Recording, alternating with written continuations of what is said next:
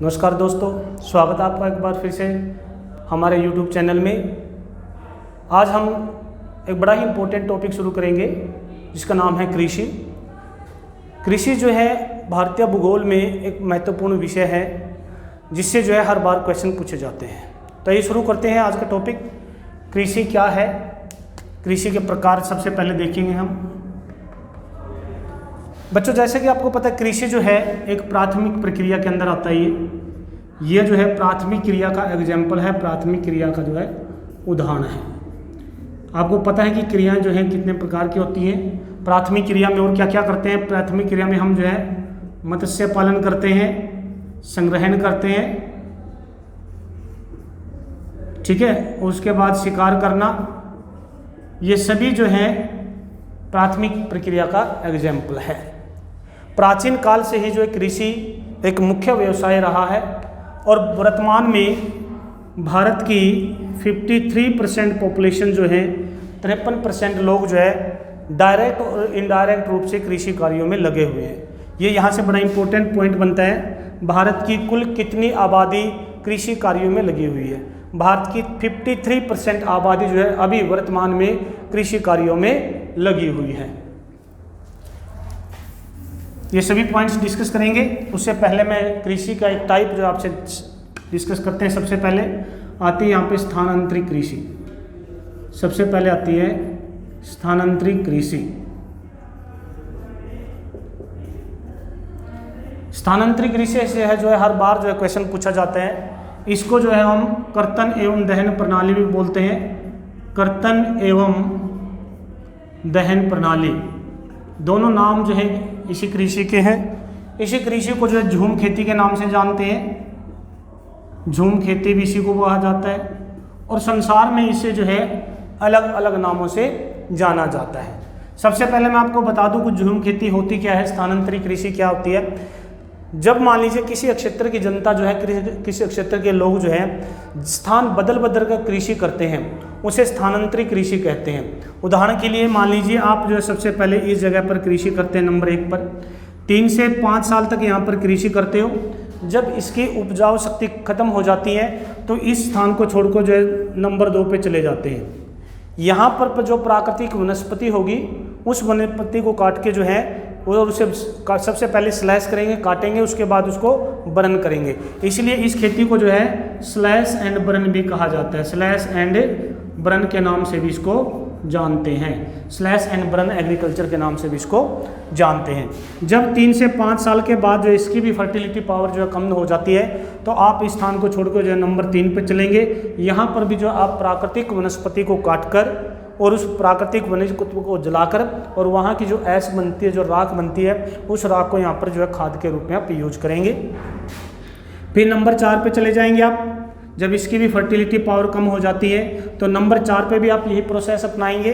इस क्षेत्र की नेचुरल वेजिटेशन को जो काटा जाता है, फिर इसको जो है यहाँ पर बर्न किया जाता है और जो राख बनती है उसको अपने खेतों में जो बिखेर दिया जाता है, जो एक नेचुरल जो है फर्टिलाइजर का काम करते हैं, नेचुरल जो कंपोस्ट खाद जो है बोला जाता है उसका काम करती है। तो उसके बाद यहाँ पर जो है दोबारा फिर आप इसी क्षेत्र पे आ जाएंगे। तब तक यहाँ पर प्राकृतिक वनस्पति काफ़ी उग चुकी होगी और इसकी फर्टिलिटी पावर भी जो है वापस आ चुकी होगी। तो ये हुई हमारी स्थानांतरित कृषि। जैसे कि मैंने बताया कि स्थानांतरित कृषि को जो है अलग अलग नामों से जाना जाता है। विदेश में जो इसे अलग अलग नामों से जाना जाता है। और कौन कौन से नाम है यहाँ से जो है क्वेश्चन कई बार पूछे जा चुके हैं। जैसे कि मान लीजिए यहाँ पर हम बात करें इंडोनेशिया में, इंडोनेशिया और मलेशिया में जो है इस खेती को इंडोनेशिया और मलेशिया में लदांग कहा जाता है। क्या कहा जाता है? लदांग। यहाँ से काफ़ी इंपॉर्टेंट क्वेश्चन बन चुके हैं पहले भी। उसके बाद ब्राज़ील में इस खेती को रोका कहा जाता है। ब्राज़ील में इसे रोका कहा जाता है। वियतनाम में इस खेती को जो है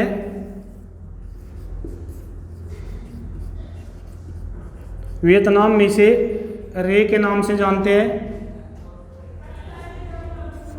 मैक्सिको में इसे, देखिए बच्चों यहाँ से काफ़ी इंपॉर्टेंट क्वेश्चन बनते हैं। कई बार यहाँ से क्वेश्चन पूछा जा चुका है। मैक्सिको में इसे मिल्पा के नाम से जानते हैं। और अफ्रीका में इसे मसोले के नाम से जानते हैं। अफ्रीका में इसे मसोले कहा जाता है। Number 6 Venezuela. वेनेजुएला में इसे कोनुको कहा जाता है।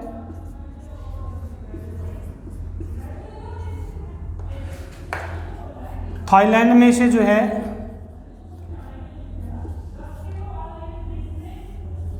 थाईलैंड में इसे तरमराई कहा जाता है।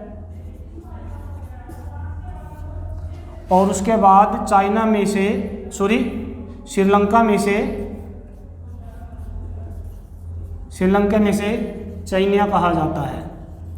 तो देखिए ये है झूम खेती के अलग अलग नाम, ठीक है।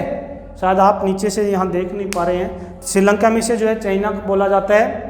तो ये विदेश में जो है, विदेशों में अलग अलग नाम से जो झूम खेती को जानते हैं। आपको इनको याद करने की बिल्कुल टेंशन नहीं लेनी कि इस प्रकार से नाम कैसे रखे जाएंगे।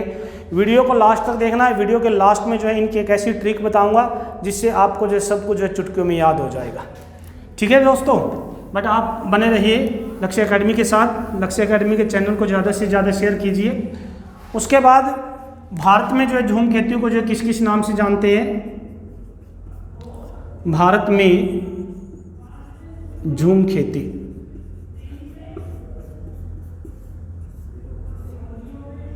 भारत में इसे मुख्य तौर पे जो झूम खेती के नाम से जानते हैं, लेकिन फिर भी कुछ क्षेत्रों में इसे जो है अलग अलग नामों से जाना जाता है। जब से सबसे पहले हम बात करें, पश्चिमी घाट में इसे जो है कुमारी के नाम से जानते हैं। पश्चिमी घाट में इसे कुमारी के नाम से जानते हैं। हिमालय अक्षेत्र में इसे खील कहते हैं।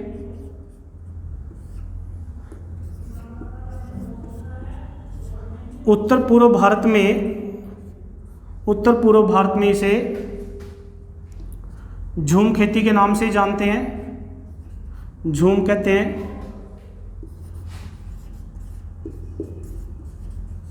मणिपुर में इसे दीपा कहा जाता है, ठीक है दोस्तों, ये देख लीजिए। उसके बाद यहाँ पर लिख देते हैं आंध्र प्रदेश में इसे पेड़ा या पोडुंग बोलते हैं। पेड़ा या पोडुंग बोलते हैं। उसके बाद छत्तीसगढ़ और अंडमान में इसे टोकुन कहा जाता है। तो देखिए बच्चों, ये है झूम खेती के नाम, जहाँ पर भारत में अलग अलग नामों से इसे जाना जाता है। पश्चिमी घाट में इसे कुमारी कहा जाता है। हिमालय अक्षेत्र में इसे खील कहा जाता है। उत्तर पूर्व में झूम खेती के नाम से जानते हैं। मणिपुर में दीपा कहा जाता है। आंध्र प्रदेश में पेड़ा या पोडुंग कहा जाता है। छत्तीसगढ़ और अंडमान में इसे टोकुन कहा जाता है। विशेष तौर से ये जो स्लैश एंड बर्न के नाम से जाने जाती है।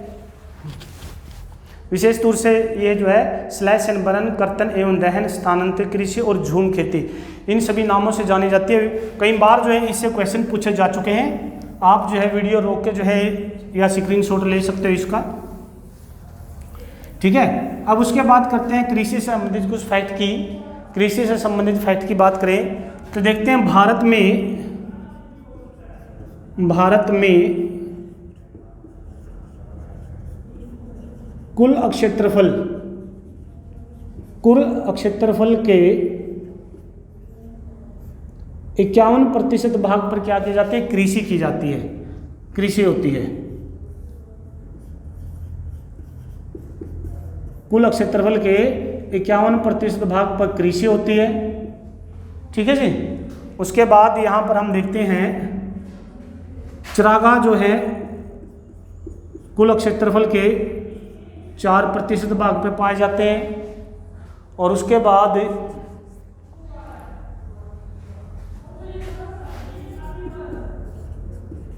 बंजर और अन्य उपयोग बंजर एवं अन्य उपयोग के लिए कितनी परसेंट भूमि बचती है? 24% पर आ जाती है। उसके बाद वन कितने प्रतिशत भाग पर है? 21% भाग पर। देखिए बड़े इंपॉर्टेंट फैक्ट है ये। भारत में कुल क्षेत्रफल के 51% पर कृषि होती है, 4% भाग पर जो है चरागाह है, और बंजर एवं अन्य उपयोग के लिए 24% है, और वन केवल 21% भाग पर जो है भारत में पाए जाते हैं। तो यहाँ से जो है काफ़ी इंपॉर्टेंट क्वेश्चन जो बन सकते हैं, आप इसको अच्छी तरह से नोट कर लीजिए। नेक्स्ट टॉपिक देखते हैं। अब बात करते हैं कृषि जो है, कृषि आरंभ में राज्य सूची का विषय था, राज्य सूची का विषय था, ठीक है, राज्य सूची का विषय। शुरुआत में ये जो है राज्य सूची का विषय था, और कौन सी सूची में आता था? ये जो है सातवीं अनुसूची में जो है आता था, 7वीं अनुसूची में इसको शामिल किया जाता था, ठीक है जी। लेकिन 4 अक्टूबर 2006 को एनएफसी, 4 अक्टूबर 2006 को NFC means national farmer commission, national farming commission के सिफारिश के तहत जो है 4 अक्टूबर 2006 को इसे जो है समवर्ती सूची में डाल दिया गया। कौन सी सूची में डाल दिया गया? समवर्ती सूची में। जैसे कि आप जानते हो समवर्ती सूची में जो है मिले जुले विषय होते हैं, और केंद्र सरकार और राज्य सरकार दोनों जो वहाँ पर कानून बनाती है। तो ये जो है 4 अक्टूबर 2006 को जो है इसे समवर्ती सूची में डाल दिया गया। तो ये एक इम्पोर्टेंट फैक्ट था कृषि से संबंधित। उसके बाद नेक्स्ट फैक्ट देखते हैं हम। भारत के जो अंतरिम मंत्रिमंडल था, भारत के अंतरिम मंत्रिमंडल कब था? 1946 में, 1946 का जो मंत्रिमंडल बना था, अंतरिम मंडल और 1947 में जो कैबिनेट मंत्रिमंडल बना था, कैबिनेट मंत्रिमंडल, सॉरी यहाँ पे इस प्रकार से लिख लीजिए मंत्रिमंडल, ठीक है। इस दौरान जो है, इन दोनों के दौरान जो है जो कृषि मंत्री रहे थे वो कौन थे? कृषि मंत्री वो कौन थे? डॉक्टर राजेंद्र प्रसाद। जी हाँ, आप इस नाम को अच्छी तरह से जानते होंगे। डॉक्टर राजेंद्र प्रसाद को जो है अंतरिम मंत्रिमंडल में और पहले कैबिनेट मंत्रिमंडल में, ठीक है, ये हमारे पहले कैबिनेट मंत्री था। पहले कैबिनेट मंत्रिमंडल में कृषि मंत्री कौन रहे हैं? डॉक्टर राजेंद्र प्रसाद, जो आगे चल के जो है भारत के पहले राष्ट्रपति बने थे। तो ये कुछ टॉपिक थे कृषि से संबंधित।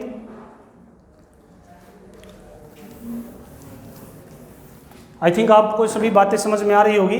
दूसरा पॉइंट आगे पॉइंट देखिए, जो भारत की जीडीपी है, जीडीपी, भारत के जीडीपी में कृषि का योगदान, भारत की जीडीपी में कृषि का योगदान वर्तमान में कितना है? वर्तमान में जो है 17% जो है भारतीय कृषि का योगदान है जीडीपी में। उसके बाद यदि औद्योगिक क्षेत्र का देखें, औद्योगिक क्षेत्र का देखें तो ये जो है 31% आ जाता है, ठीक है जी। और यदि ओवरऑल देखें तो सबसे ज़्यादा जो है सेवा क्षेत्र का जो है यहाँ पर सहयोग रहता है, सेवा क्षेत्र का 53.6% जो है सेवा क्षेत्र का योगदान जो है रहता है। ये यहाँ से बड़ा इंपॉर्टेंट क्वेश्चन पूछा जाता है, भारतीय जीडीपी में सबसे ज़्यादा योगदान किसका होता है? सेवा क्षेत्र में है। वर्तमान में सबसे ज़्यादा जो योगदान है हमारी जीडीपी में वो सेवा क्षेत्र का है। दूसरे नंबर पे औद्योगिक क्षेत्र आता है, उसके बाद कृषि का योगदान आता है। और जबकि भारत की 50% जो है पॉपुलेशन जो है डायरेक्ट और इनडायरेक्ट रूप से जो है कृषि कार्यों में लगी हुई है।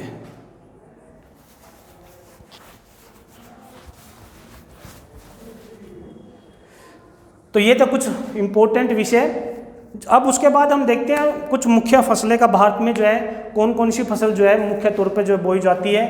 तो हम जो है यहाँ से इस प्रकार से देखें तो सबसे पहले हम यहाँ से चलते हैं, ये इस प्रकार से हम इंडिया का ये मैप यदि बनाते हैं, ठीक है जी,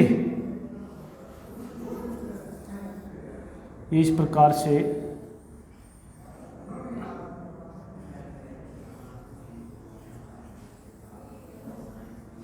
ठीक है जी, ये हमारा मैप हो गया इंडिया का। तो इस शुरुआत से चलते हैं हम। शुरुआत में जो है जम्मू कश्मीर में सबसे ज़्यादा जो है किस चीज़ का उत्पादन होता है, यहाँ पर आप देखेंगे केसर का उत्पादन, ठीक है। जम्मू कश्मीर में सबसे ज़्यादा केसर का उत्पादन होता है। भारत में जो है जम्मू कश्मीर में केसर का उत्पादन सबसे ज़्यादा किया जाता है। और ये जो है जाफरान कृषि से जो है यहाँ पर जाफरान की कृषि, ठीक है, जाफरान की कृषि जो है जम्मू कश्मीर में की जाती है।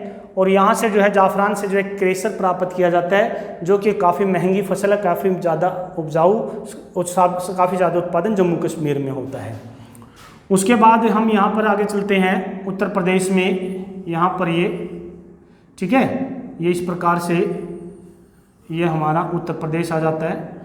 उत्तर प्रदेश में जो है क्या क्या है, गेहूँ, गन्ना,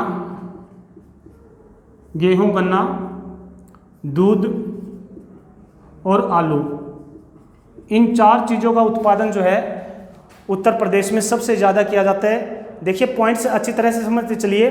उत्तर प्रदेश में गेहूं, गन्ना, दूध और आलू, इन 4 मुख्य फसलों का उत्पादन जो सबसे ज़्यादा उत्तर प्रदेश में होता है। उसके बाद आप यहाँ पे आ जाइए राजस्थान में। राजस्थान में जो है सरसों का उत्पादन सबसे ज़्यादा होता है।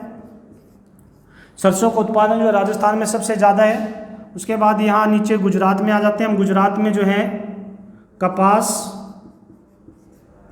और मूंगफली, कपास और मूंगफली का उत्पादन सबसे ज़्यादा कहाँ पे होता है, वो होता है कर्नाटक, यहाँ पर गुजरात में। ये राजस्थान में आ गया, गुजरात में आ गया। उसके बाद आप यहाँ पर आ जाते हैं मध्य प्रदेश में, ठीक है। मध्य प्रदेश में जो है सबसे ज़्यादा उत्पादन होता है सोयाबीन। बिल्कुल मैं आपको ग्राफिकली समझा रहा हूँ, ध्यान से समझते चलिए। सोयाबीन, दलहन, तिलहन, दलहन, तिलहन और चना, इन 4 मुख्य फसलों का उत्पादन सबसे ज़्यादा जो है मध्य प्रदेश में होता है। उसके बाद यहाँ पर हम महाराष्ट्र में आ जाते हैं। महाराष्ट्र में जो है अरहर, महाराष्ट्र में अरहर, उसके बाद अंगूर, आम, ठीक है। इन 3 मुख्य फसलों का उत्पादन जो है, सॉरी ये गलत हो गया है, अरहर, अंगूर, आम, इन 3 मुख्य फसलों का जो है उत्पादन सबसे ज़्यादा जो है कहाँ पे किया जाता है, महाराष्ट्र में किया जाता है।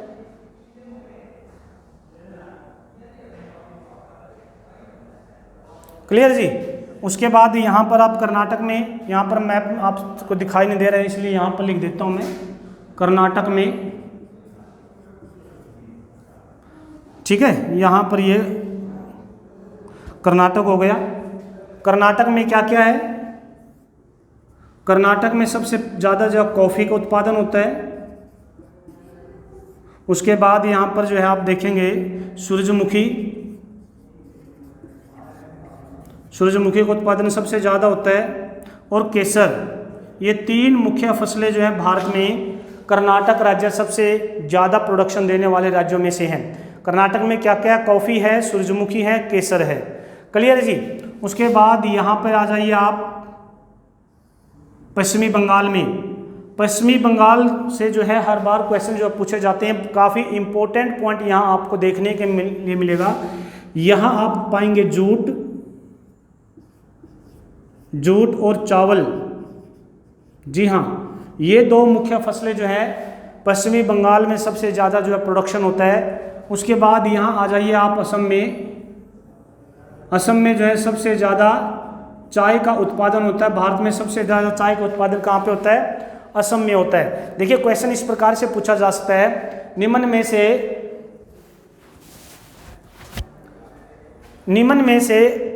में किस राज्य में भारत में सबसे ज़्यादा चाय का उत्पादन होता है? यदि क्वेश्चन इस प्रकार से है, निम्न में से किस राज्य में सबसे ज़्यादा चाय का उत्पादन होता है, और यदि ऑप्शन असम है तो आप असम को सिलेक्ट करेंगे। यदि क्वेश्चन इस प्रकार से पूछा जाता है, दक्षिण भारत के किस राज्य में सबसे ज़्यादा चाय का उत्पादन होता है, क्वेश्चन को समझिए, दक्षिण भारत के किस राज्य में चाय का उत्पादन सबसे अधिक होता है, तो आप ऑप्शन में ढूंढिए तमिलनाडु। तमिलनाडु में जो है दक्षिण में सबसे ज़्यादा चाय का उत्पादन होता है। कर्नाटक में कॉफ़ी का उत्पादन होता है और सूरजमुखी का और केसर का, और तमिलनाडु में जो है चाय का उत्पादन सबसे ज़्यादा होता है। ठीक है जी। उसके बाद देखिए यहाँ पे जूट चावल कहाँ पश्चिमी बंगाल में होता है, चाय कहाँ पे असम में होती है। उसके बाद हम चलते हैं कर्नाटक में, हमारा हो गया है। महाराष्ट्र में जो है अरहर का हो गया, अरहर, अंगूर और आम। ठीक है, अरहर, अंगूर और आम, ये जो है कहाँ पे हुआ? ये जो है महाराष्ट्र में हुआ। उसके बाद मैंने यहाँ कर्नाटक का लिख दिया, कॉफ़ी, सूरजमुखी और केसर। तो उसके बाद चलते हैं हम आंध्र प्रदेश। आंध्र प्रदेश में सबसे ज़्यादा किस चीज़ का उत्पादन होता है? आंध्र प्रदेश में आप पाएंगे सबसे ज़्यादा हल्दी, तंबाकू और उसके बाद मक्का। इन 3 फसलों का उत्पादन जो है सबसे ज़्यादा कहाँ पे होता है? आंध्र प्रदेश में होता है। देखिए एक और बात बता दूँ आपको, तंबाकू को जब सुखाते हैं, जो तंबाकू की सुखाने की प्रक्रिया है उसको क्यूरिंग कहा जाता है। बड़ा इंपॉर्टेंट क्वेश्चन है। ठीक है, ये कई बार जो एग्जाम में पूछा जा चुका है, तंबाकू के सुखाने की प्रक्रिया क्या कहलाती है? तो इसको जो है क्यूरिंग बोला जाता है। क्लियर है जी। उसके बाद हम चलते हैं केरल में। केरल में किस किस चीज़ का उत्पादन होता है? केरल में सबसे ज़्यादा प्राकृतिक रबड़, उसके बाद प्राकृतिक रबड़ हो गया जी, गरम मसाला,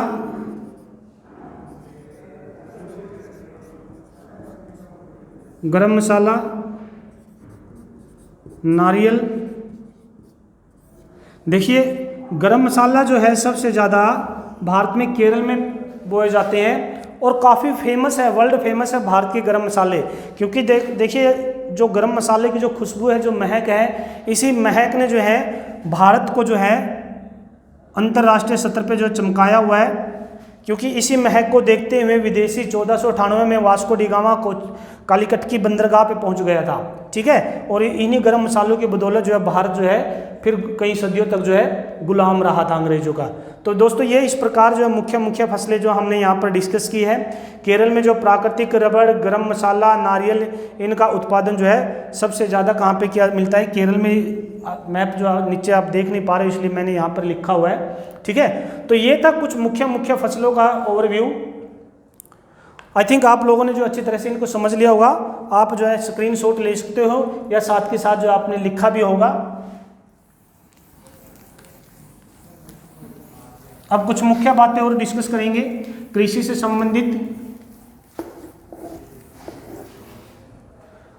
संबंधित कुछ मुख्य बातें डिस्कस करते हैं। जैसे चावल है, चावल जो है पूरे विश्व की मुख्य खाद्य फसल है। ठीक है, चावल जो है पूरे विश्व की मुख्य खाद्य फसल है और ये जो है भारत के कुल 47% भाग पर जो सिंचित अक्षेत्र है हमारा, सिंचित अक्षेत्र, उसके 47% भाग पर जो है भारत जो है धान पैदा करता है। सबसे बड़ा अक्षेत्र है खाद्यान्न फसल को उत्पादन करने का भारत में। उसके बाद यदि विश्व के रूप में देखें तो सबसे ज़्यादा उत्पादन जो है इस प्रकार से रहेगा, चाइना, और नंबर 2 पे आता है भारत। ठीक है जी, ये जो है चावल का उत्पादन है। पूरे विश्व की मुख्य खाद्य फसल के रूप में चावल को माना जाता है और चीन के बाद जो है भारत का दूसरा स्थान है। दूसरी खाद्य फसल की बात करें तो गेहूं है,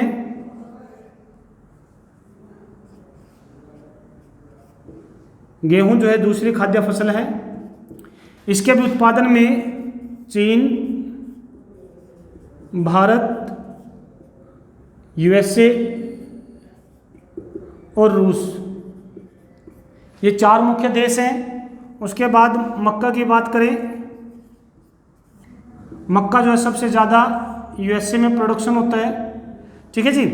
गेहूं से रिलेटेड एक और बात बता दूं, गेहूं जो है फिलिस्तीन का पौधा है, जहाँ पर जो है फिलिस्तीन में सबसे पहले जो है बोया गया था। ठीक है जी। ये कुछ मुख्य फसलें जो है मैंने आपको बताई है।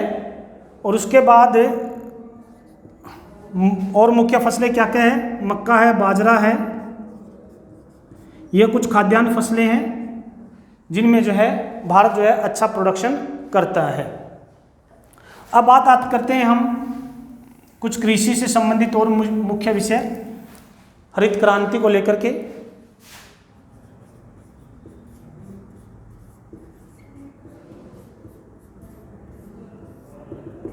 हरित क्रांति, ठीक है। देखिए हरित क्रांति को लाने का जो क्रेडिट था, जो इसका ऑब्जेक्टिव था, वो था कृषि उत्पादों में बढ़ोतरी करना। ठीक है जी। पूरे संसार की जब जनसंख्या बढ़ रही थी तो जनसंख्या की बढ़ोतरी को देखते हुए, संसार के खान पान का ध्यान रखते हुए कृषि का जो है विकास हुआ, कृषि क्रांति का विकास हुआ। ठीक है। और कृषि क्रांति को यदि विश्व में लेके आने का जो श्रेय जाता है वो जाता है डॉक्टर बोरलॉग को। ठीक है। डॉक्टर बोरलॉग जो है कृषि क्रांति के जो है हरित क्रांति के जन्मदाता है पूरे विश्व में। ठीक है। ये तो विश्व में बात हो गई। ठीक है जी। विश्व में जो है, यदि भारत में बात करें, भारत में कृषि क्रांति कौन, हरित क्रांति कौन लेके आए थे, डॉक्टर स्वामीनाथन, डॉक्टर स्वामीनाथन। इसीलिए जो है कृषि से संबंधित डॉक्टर स्वामीनाथन आयोग बनाया गया है, उनकी सिफारिशों को माना जाता है कृषि के लिए। ठीक है। ये जो है 1967 में जो है हरित क्रांति का जो है विकास हुआ था। ये पहली हरित क्रांति थी भारत में। ठीक है। दूसरी हरित क्रांति जो है 1983-84 में आई थी। 1983-84 में जो दूसरी हरित क्रांति आई थी। पहली हरित क्रांति में जो है भारत में जो है मुख्य तौर पे जो है जो फर्स्ट हरित क्रांति आई थी, इसमें जो है गेहूं और चावल, इन 2 फसलों को महत्व दिया गया। और इनमें से भी सबसे ज़्यादा जो बढ़ोतरी हुई वो जो है गेहूं के क्षेत्र में देखी गई थी। सबसे ज़्यादा जो बढ़ोतरी जो गेहूं के क्षेत्र में हुई थी पहली हरित क्रांति के दौरान 1967 में जो पहली हरित क्रांति आई थी, और गेहूं में जो बढ़ोतरी हुई। नंबर 2 पे जो है चावल में बढ़ोतरी हुई थी। उसके बाद 1983-84 की जो सेकेंड हरित क्रांति आई थी, जो ग्रीन रिवोल्यूशन आई थी, उसमें जो है सभी ग्रेन को ध्यान में रखते हुए, ठीक है, सभी अनाजों को, सभी खाद्यान्न फसलों को ध्यान में रखते हुए जो है ये कृषि जो है हरित क्रांति का जो विकास हुआ था। तो बच्चों ये थे हमारी आज की कृषि से संबंधित कुछ महत्वपूर्ण विषय।